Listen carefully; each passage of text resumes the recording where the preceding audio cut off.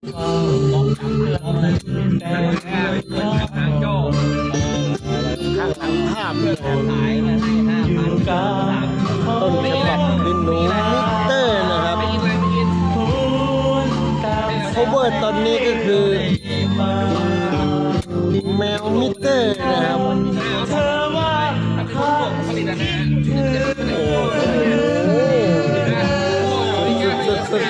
สุดนั่นน่ะนั่นน่ะเป็นที่ชื่นชอบของเจ้าของวันเกิดวันนี้แหละครับขนาดหลังเลยภาพจารึกอักษรแมวมิเตอร์นะครับโคเวอร์บทเพลงของหนูมิเตอร์นะครับ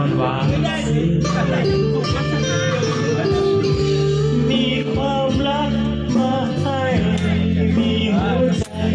มาฝากจะเก็บรักษาหัวใจอยู่นี้มีความรักใจซึ้งกินใจนี้มีความข้างหลังภาพพอหัวใจ